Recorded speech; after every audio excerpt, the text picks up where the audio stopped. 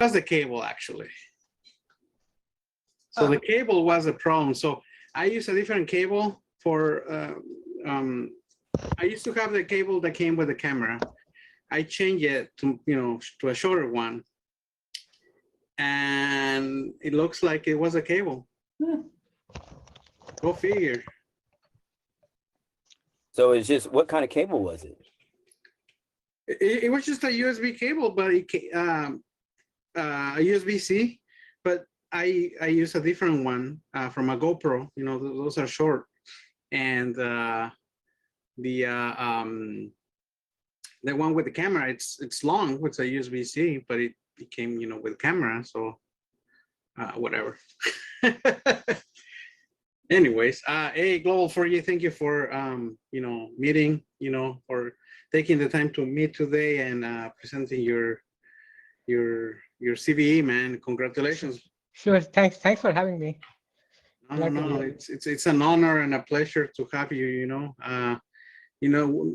We rarely have people from Pacific Hackers that has done like great things, especially CVEs, and you're one of them. So especially you being a long participant with Pacific Hackers, since pretty much started 5 years ago.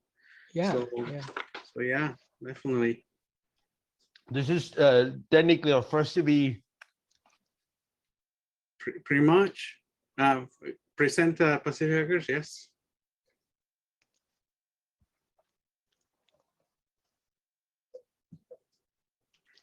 So we'll give it what, 10 minutes, 10 more minutes? Give it like 5 more. Okay. Sounds good. We'll just give it 10 more minutes or 5 more minutes.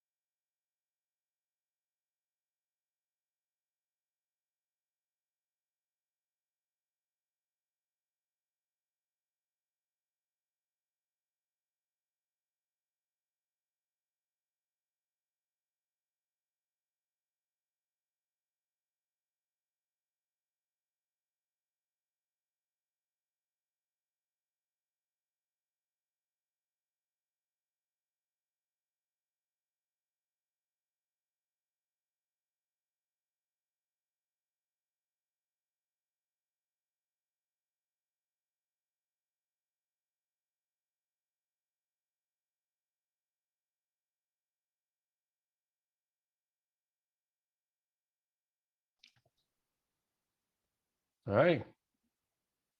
Thank you, everybody. My name is Rod Soto, and I'm here with Marco Palacios. We co-founded Pacific Hackers. We're here as well with Erwin Limos and Kevin Tucker, who will be speaking today. And we're very happy to have you here. As you may have heard, we're about to have our first in-person meeting, and Marco is going to tell you a little bit about it. Go for it. Yeah, so welcome everyone to our last meeting of the year, December 2021. Sounds like a lot of time, but yeah, we decided to postpone the actual conference as we used to have it. Last conference we had was November 2019. Then obviously, as you know, the pandemic happened and pretty much everything was closed. Now things are still reopening, but so we decided to do a mini festival, hacking winter festival. And we knew that we didn't know how many people were going to attend or anything like that. However, we decided that it was necessary to see each other. So if you are seeing this recording, next Saturday at 11 a.m. we're gonna meet at Maker Nexus. Maker Nexus, right? And the details are on the meetup page, the address and everything. So it's gonna be it's gonna be a hybrid event. So the CTF will be online. The No Quarter CTF will be online for people playing, from the East Coast, West Coast, Central, and anywhere from your home. But then there's also gonna be I think you're gonna bring your drone, correct? Yeah, I'm bringing one drone that we're gonna have there. It's an indoor drone. I didn't want to make it difficult. I'm gonna be honest with you. I don't know what the protocols are when you get there. I'm gonna be honest with you guys. I know they're not requiring vaccines, but they may require you to wear a mask. It's crazy that even Meetup actually asks you to put those details now every time you set up a meeting. We know they're not requesting, or at least when we talked to them the last time, they were requesting proof of vaccination, but they may request you to wear masks. What I'll probably do is I'll just buy a box and I'll have them there for any of you guys who wants to come. We didn't want to occupy outdoor space, because then that would have, many other things we had to do. But I'll have an indoor drone, the nano drone that can be hacked via Wi-Fi, and plus the No Quarter, plus we're gonna have also the log picking village. Irvin talked about maybe rerunning the crypto CTF. So we have plenty of stuff to do, and we have extended the time from, we were originally gonna do 2 to 5. Now we're gonna do 11 to 5. So you got plenty of time to show up. We can have pizza. We can, try to meet each other again. We don't know what's going on with Omicron. So I'll suggest you to take the opportunity and go and meet us there, because we don't know what's going to happen. We do have some plans for next year. Basically, we're going to try to have hybrid meetings. The way we're going to have them, basically, we were talking about it a little bit about it earlier with Irvin. Maybe we should have like a Discord broadcast for only those who are in Discord, so that way they can see the meeting if they want. So I suggest you join the Discord. If you're not in Discord yet, please let us know, and then we'll put I'll put an invite here so you guys can join it. And then you have Marco, you have Irvin. I'm sure Kevin is gonna go too. You have the full team there, and then we can make plans. Our next meeting will be in January, and it will be a planning meeting like we always do at the beginning of the year, which is we plan our first 6 months before we reach DEFCON. So I'd like to see you guys there. I'm looking forward to do this event, and we'll do our best. Yeah, and without saying, I know everybody has, their beliefs about the pandemic and all that. So we just want everybody to be respectful, with and stay with the guidelines that the counties applying, or the city, or even the place, right? So for the local, Silicon Valley area folks. If you haven't heard of Maker Nexus, you know, it's just a kind of like a hacker space. It's not what like Hacker Dojo used to be, but it is, you know, they do have more to do. Like, you know, they have hardwood, tools. You know, they have 3D printing. They have metal shop. They have a lot of stuff. So that particular day, they also gonna have another event. So what we're trying to do is, you know, get new people, but also you guys learn about what Maker Nexus is doing. And, you know, if you would like to be a member, you know, definitely talk to them and reach out to them. They're very generous to let us host this for free. And, you know, we definitely would like to continue making the connection with them, so we can eventually do a bigger event there and stuff like that. But all I ask is, you know, stay, you know, basically stay with the guidelines. And if you don't feel comfortable coming because of, again, because of your reasons, you know, that's fine too. But if for the people who would like to meet, you know, we would like to see you there. It's gonna be pretty much 2 years since we haven't had an actual one-on-one. You know, I think our last event was in December of 2019 after the conference, and we have not had anything since then. So it's gonna be our 2-year mark since last time we saw you. So please, if you can, you know, we would like to see you and have fun, you know. So with that, anything else, Rod? Not really. Try to make it. If you have suggestions, things you want to see, talks you want to give, like you're going to see today, we have 2 amazing talks. We have Kevin talking about SOX as a service, which is sort of a concept that's been evolving. And I'm looking forward to see what he's bringing up to the table that is recent. And then, of course, we have Global4G, which is an old schooler now, who's got his first CVE, and that's pretty remarkable for all of us because Global4G is an old schooler now of Pacific Hackers. So this is technically our first CVE, and I congratulate him, and we're very proud of you, man. Keep going and keep moving forward. Yeah. Hopefully you will join us at DEF CON next year.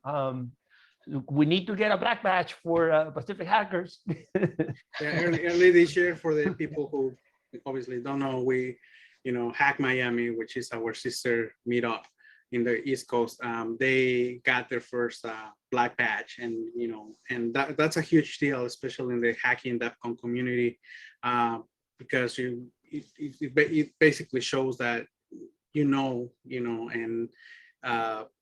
and also like you're doing great things. So Respeto, who's on the Hack Miami meetup, he won the black badge, and you know, it was amazing because, you know, he tried for the last 5-6 years, something like that.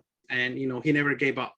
And that shows that never giving up, you know, will take you somewhere. So, so yeah, that's just another message for everyone who was watching this video and think that this is, you know, difficult, or, you know, I tried once and didn't work. You know, well, the answer to this is keep trying, you know, and you'll get there. I'm assuming Global4G, he tried, you know, vulnerabilities for a long time until he got his CVE. I don't know how many CVEs you have Global4G, but, you know, again, I'm pretty sure he didn't get it the first time. You know, he continually, you know, continually working hard to get his CVE and you know, make us proud. So with that, yeah, so Global4G, thank you so much for coming. And I'm gonna, you know, present you since you're going first.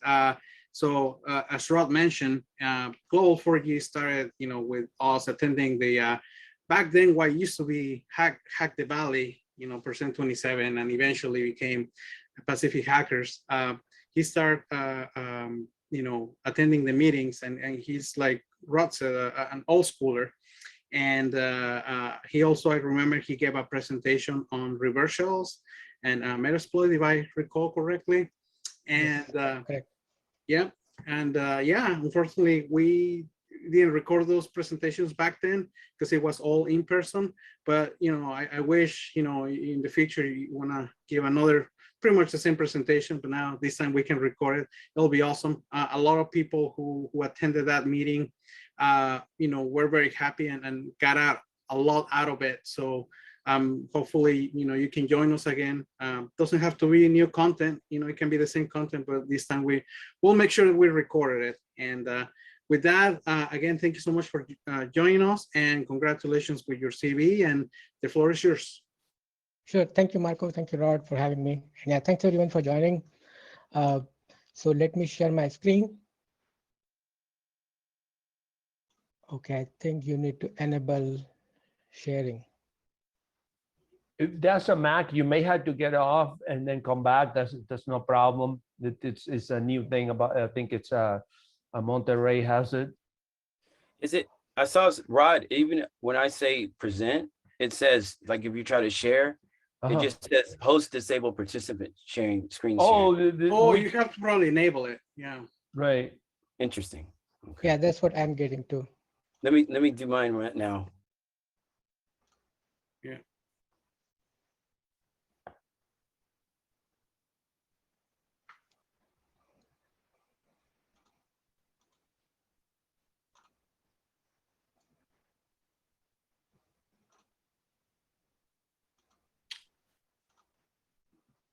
Hey, Rod, were you able to give a presentation access to Kevin and Global4G? Hold on. I can only do make host or make co-host. Yeah, you can do a make co-host. Yeah. All right, there you go. Okay, I got it now. Okay, cool. Great. All right. So hopefully you can see my screen now. I don't have too many slides. So this is the intro. I'm Global4G, and I'm a pen test architect currently. Previously worked as a senior penetration tester, and even now I'm pretty much doing penetration testing for most of my job. And I was also a programmer, so I've got a number of years of experience in the IT. Started as a programmer, designer, developer, and did pretty much everything possible in IT for a long time. And then I think it's been a while, maybe 5 years or so. I thought I should just focus my life to security, and I got interested in security. I think back in 2011 or 13 when I did some courses from Stanford, and then I decided that I need to work on security and nothing else. So yeah, luckily I got a break few years back, and I'm having a great time working. Really love my work. So I got OCP, CISSP. I'm an associate, and I don't plan on getting the actual CISSP, and unless there is a need for the job. So some other fact about me, I grew up reading Phantom. Anybody here a Phantom fan? I am. Okay, Yeah. cool. Love comic books. All right. So yeah, I mean, I never imagined that mask would become such an integral part of everybody's life. Also, I've been reading about Mask Man for a long time. So okay, so yeah, so this is the CVE. This is this. If you want to take a look, you can take a look here. Cisco's security advisory. The easiest way to go is Google security advisory, and then you will be you will see a search box. Type WebEx and search for authorization bypass, and that's where you will see. So let me open it up here. So basically this is a cross-site. I hope you are all familiar with CSRF. So if you're not, feel free to ask me any question or interrupt me, but I can always take the answers at the end. But if you feel like, feel free to interrupt as well. So So this is a, so as a part of so how I found this. So basically I was doing the, pen test on uh, one of our products. So I do pen tests as a part of my job. So I was doing this, I started working on the pen test, and then this particular product has integrations with multiple meeting providers. WebEx is one of them, Zoom is another, and there were a couple more. So as a part of that test, I found this, some vulnerability in the WebEx itself. So yeah, so I will talk about that in a bit. So basically, yeah, so this vulnerability, what is this? So this is a, uh, let me show you this, second part. So what happens, there is a, this software has integration with WebEx. So there is a link, which is, when you start using the software, the link gets you here. And it basically asks you to log in to your own WebEx account. And once you're logged in, if you're logged into the WebEx account, you are, from that software, basically that software drives all this. And then you get something like this. So basically what's happening behind the scene, this particular software has integration with Cisco WebEx. And it's asking you this permission. So you basically, at this point, you allow the app to integrate with your WebEx account. And once you hit accept, then this software which I was testing would do this part. So basically, as you can see here, this particular software is asking for these permissions, create, manage, or cancel your WebEx meetings. So basically, you're allowing this software to, all these permissions. So so what happened, I noticed this in the, in the traffic. And then I was and then next time I did it, it did not ask me, of course, because this is only supposed to be one time. And then so I was interested how this happens. So basically I looked at the source code of this particular page. And then when I looked at it, I found there was a CSRF token. So as a pen tester, what would I do? If I find a CSRF token, the easiest thing for me to do is try that request one more time without any token. So that's exactly what I did, and to my surprise, it actually worked. So what happened essentially, basically what happened is, without any token, this WebEx allowed access to this third-party app for that particular user account. So CSRF is a client-side problem, like client-side vulnerability. So the particular user is basically vulnerable to this kind of attack. So yeah, so this is how this is how the form was. I kind of minimized that form. The form was actually quite big, and I when I was testing it, I found it. I just grabbed the essentials and created a POC for this, and then basically worked with our team for first. Found it within our team and the client, of course, and so this is how, once I found it, then this is the kind of things I had to do, right? So first I had to triage it myself, like basically make sure that it's really a problem, right? Really a vulnerability. And then once I know it's a vulnerability, I need to find the impact to explain, like what all bad things a malicious actor can do. So and then once I know that, I can talk to the stakeholders, talk to the team, describe them what's happening, what is the problem and what needs to be done in order to fix it. But in this case, I knew that this is a WebEx problem. I explained it to the team, and the team also knew it's not their problem, it's a WebEx problem. But nevertheless, it was a problem. So so the team. So then the next step was, I need to find the impact, exactly what could be done, right? So this is where, that's when I actually found out about this. And this link here, you can see this is the WebEx link. It actually talks in detail about this. And by the way, does anybody have any questions? I will take a pause before I keep talking further.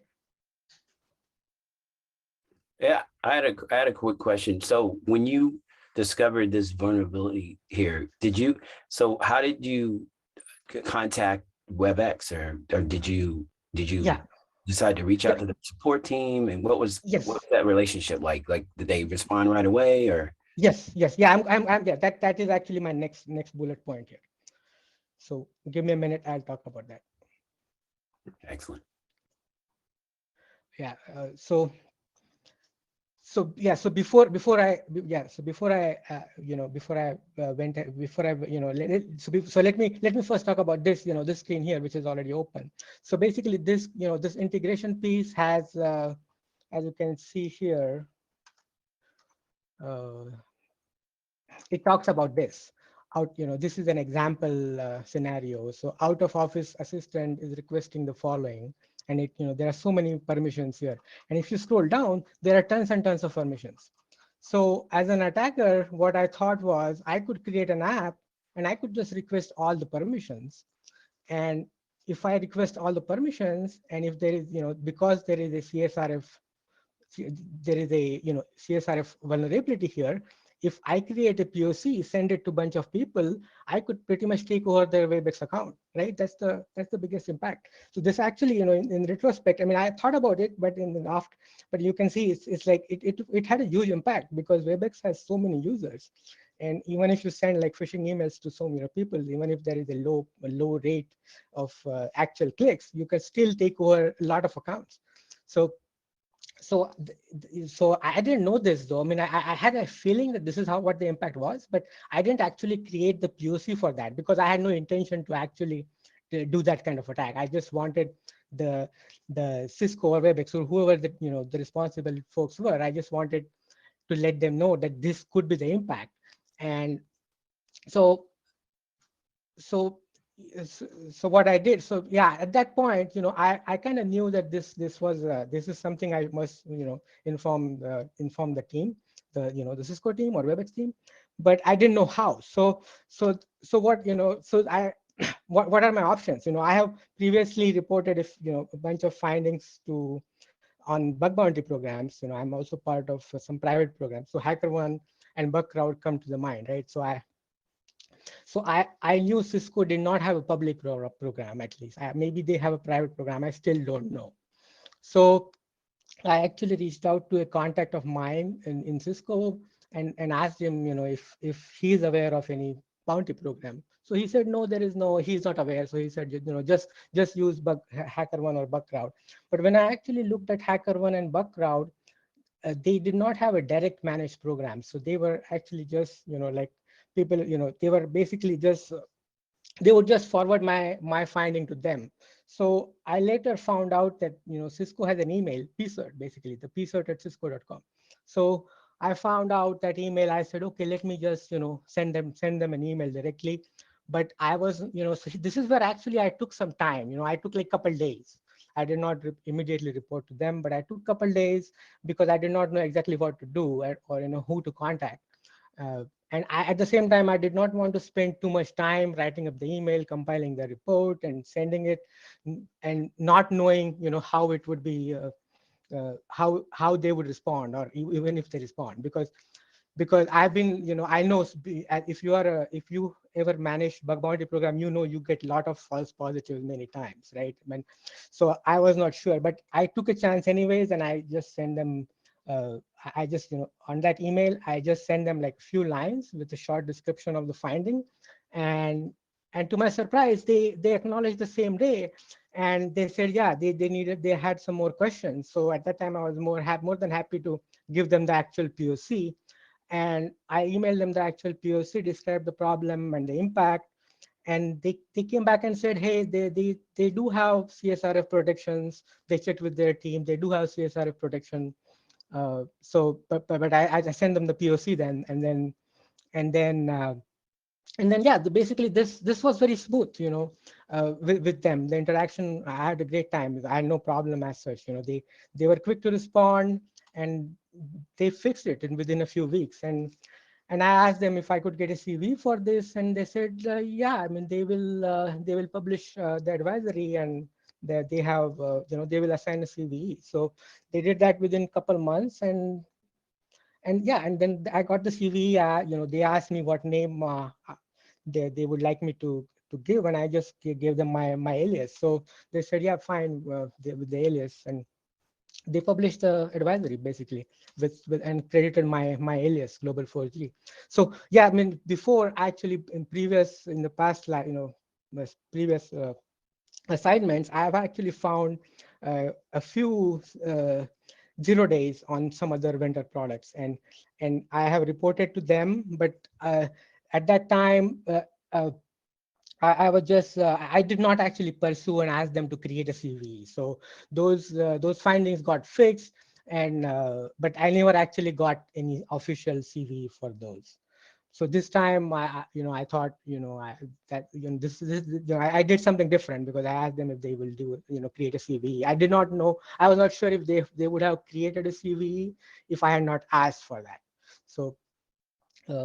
But anyway, I had actually very good experience with Cisco team on this one, and so yeah, so that's so the learnings basically. Yeah. So any other questions before I talk about this?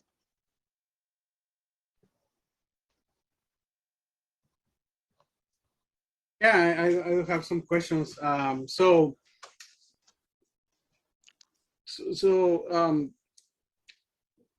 And this is obviously more for on the bug bounty question, right? Because a lot of people ask us continuously about bug bounties and stuff like that. But based on your experience and all that, I mean, besides getting obviously your name in there, did the company provide you any like monetary or any No. any of that? Okay. No. So I was so this basically I did not get any any dollar amount to my credit. So bug bounty, yeah. So for bug bounty there are two different kinds, you generally speaking. One is where you actually get paid, which is bug bounty program. The companies have those kind of program, bug bounty, and another is popularly called as vulnerability disclosure program, where you just disclose, responsibly disclose the vulnerability to the vendor, and they would give you credit, but they won't pay you for that. So yeah, so Cisco, I don't know, Cisco may have a private program where they actually pay. I am not aware of that. I did not ask him or ask the team about that one, because I am anyway, it's not, yeah, I mean, I did not ask him that question, but if anybody knows, maybe they do, I don't know. No, thank you for that, because again, a lot of people, they want to see bug bounty as a career field where they think, they will make a lot of money. But the reality is that not all companies pay, and probably Cisco is one of them. I don't know, like you mentioned, you don't know. I know my company doesn't, but again, every company is different when it comes to disclosure, this type of stuff. So yeah, that's my only question. I have a question. Yeah, how did this get to MITRE? Because you need, or is Cisco an authorized CVE organization? Yeah, so I think Cisco probably is assigning a block of CVE numbers, right? Because they so this didn't go to MITRE. This what do you mean by not go to MITRE? Well, MITRE is the master agency, the government agency that manages the CVE program. They just have assigners, and it looks like Cisco may have been an assigner. But usually what happens is that this goes to MITRE. MITRE contacts the vendor. I see you did it through Bug.Crowd, I guess. No, I did it directly. I did it directly. You did? Yeah, that's what I was saying. I did it directly. I sent an email to Cisco product team directly, the PSERT team. The product support and incident response, the product security incident response team, PSERT team. So it actually, yeah. I think it's still. So I think there are different ways you can create CV, right? So one is through the MITRE, and another is this. So this was the easiest way. I didn't have to do a whole lot for this, other than finding, of course, other than actually finding the thing, and just reporting it to the Cisco team. That's all. Right. Well, you were very lucky that they were nice to you, because sometimes, this is an opinion, by the way, This is my personal opinion. I've seen researchers that go direct and then they get threatened to be sued. That's usually why the best way to do is from MITRE, because sort of MITRE will call them and say, hey, we got this and we tested it and it works. What you're going to do about it? You had 90 days. That's the responsible disclosure. Yeah. Okay. Yeah. So I think in my case, maybe my company has some affiliation with Cisco, right? So maybe that, although I did not use any of my company contacts. I just emailed them like directly as if like anybody else. The only thing is I use my corp email. So maybe that influenced them to actually read it, right? And once they read it, then once I had the POC, they tried it. So and yeah, I mean, I think even our company, they have, even our company have the policy that, if there is a vulnerability, then we create the PSOT finding. And if it's in the production, if it's not fixed within 30 days or 60 days, then we create a CVE as well. Cool. Well, So, good job, man. Yeah. So so I think that worked for me. I did not have to do a whole lot of extra work for the actual getting the CVE as such. I just reported it to them and I send them the POC. That's all. So, any other questions? I kind of had a question. So interesting that you mentioned about the bug bounty, kind of like you get this sort of an incentive, right? You go to Apple, you find a vulnerability, they're happy to give you some kind of compensation, right? For your time, your effort. Now, do you think that in the way that sort of like your relationship, has it changed maybe the way you think about it now in terms of do you think it would have, because I saw someone, they did something interesting. They found a vulnerability in one of these crypto blockchains, and then they kind of reached out and they told them, hey, this is what's happening, and kind of they went back and forth with the security team to try to figure out how can we remediate against it. And so they told them exactly what they did. And so the conversation was interesting because, as you know, everything in the digital world is, it's kind of, it's there's a record of it, right? So they kind of posted it on Twitter and they were like, hey, this is kind of the situation that they promised to pay us, but then I guess they didn't, at the end of the day, they were just like happy that they disclosed it. I think it's kind of good to get some kind of compensation, but I do agree with you, at the end of the day, you got this CVE, and that's something that, you should be very proud of, because not only did you save, them, the time and trouble, but you actually came forward. You could have just said, hey, let me put this in some forum on Reddit, and then, people would have exploited it. So that's really awesome that you did that. Right. And the part of the reason behind that was, my goal was, I was already working, right? I was actually pen testing other product, and while testing that, I found this. So it's not like I was looking to get money from Cisco, and that's why I started testing that product. It was not like that, right? And as far as the bug bounty is concerned, I mean, for those people who are trying to get into bug bounty, you can go to HackerOne and you can actually see who is paying what. And if you are looking for, monetary compensation, then you can target, based on that, based on who is paying and based on your interest. So yeah, I mean, I have reported a few on HackerOne, and I have gotten money for those. So, but during those times, I was actually, trying to find, because I thought, if I get some compensation, I'll be happy, right? I mean, even this case, yeah, I mean, if they had paid me, a few $1,000s, I would have been definitely more happy. But even if they didn't pay, I'm okay, because they don't have a bug bounty program, right? If they had a public bug bounty program, then I would have definitely reported it through that program, so that I would have gotten money. But they don't have a public bug bounty program, right? So some companies don't have it. Some companies pay a lot. I mean, it depends. And for the bug bounty, just my observation for people, it's easy and it's very tough, because for bug bounty, they companies don't are not giving away money because you report something to them. They're just trying to protect themselves. In fact, I would say bug bounty is actually very good for from the company's point of view, because they get lot of attention. They basically hire pretty much everybody, right? Whoever is participating in their program, and they don't have to give them full-time salary. So you have to be the first to get paid. If you are paying, if you are trying to get paid from the bug bounty, you have to find a vulnerability which has impact, and then second, you have to be the first one to find it. Whereas if you are pen testing, it's pen testing is way easier than, because you just find it, report it, right? You don't have to be the first. You still get paid if you are pen testing.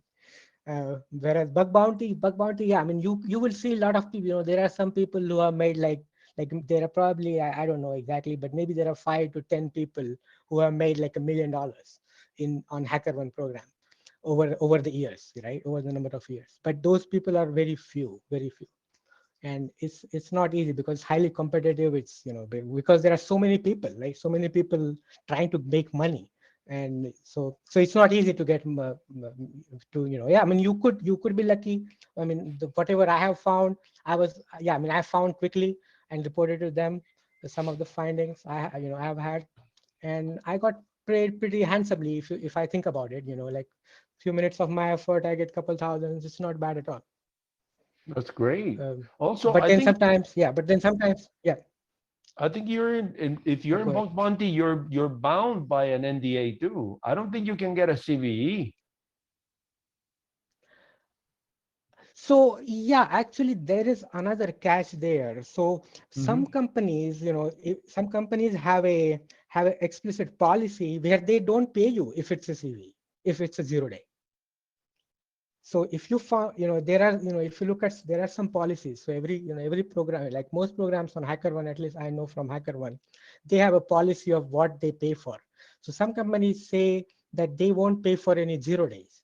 Some companies even say that they won't pay for any 0 days, even after like 30 or 90 days. So if there is a 0 day, let's say you find, let's say there is a 0 day vulnerability in some popular software, and you actually exploit them and you report it to them, and even if they are paying, they may not pay you at all, because they, in their policy, they would say, they may have that clause where they say, hey, we won't pay you for a 0 day.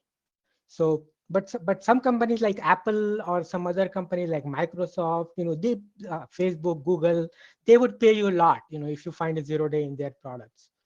But some other companies who are the users of those products, and if you find even if you find 0 days, you won't get paid at all, because they don't because again, for many companies, they are not trying to pay you, they're trying to protect themselves. Right. I think a CVE has more value than just getting a couple of $1,000. I think a CVE, CVE basically gives you a name and it puts you above many other people when you're in interviews. Right. So I think I will definitely go for the CVE. Definitely. Mhm. Mhm. So you did great, Right. man. Yeah. Yeah, thanks. Yeah, so okay, so let me go through the learnings quickly.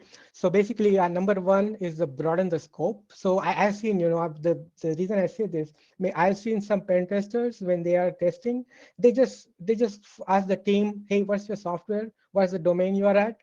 And what is in scope? So the team would say, yeah, this is my domain, and they would just use their domain, and then they would put that in the scope and just look at that particular domain and nothing else. So I mean, that's a good strategy if you're actually doing some brute force attack, because or some scanning with like heavy duty scanning, then that's a good strategy. But but in other case, like in this case, in this particular test, if I had excluded WebEx because WebEx was not in scope, I would have just missed this, right? uh, but I did not exclude anything. I just observed the traffic, and then I was able to find it because I did not exclude it. So that's that. And then the second is this one, the just do it. So, like I took some time, thinking, hey, how they would respond, and so this is a great video. You may have already seen this. It's like 1 minute video actually. It's pretty cool. I like it a lot. So I thought I would put that here. And yeah, and the third thing here is try simple things. Like who would have thought? I mean, it's 2021, age of machine learning, AI, and even then there are even CSRFs yet to be found. And companies, like even big companies, miss those kind of things even in 2021. So always try simple things, and you might get lucky. So I just got lucky here. Tried simple thing. So yeah, that's all I have. Excellent. Any questions? Questions for Global4G? Yeah, the slides are probably going to be shared in Discord.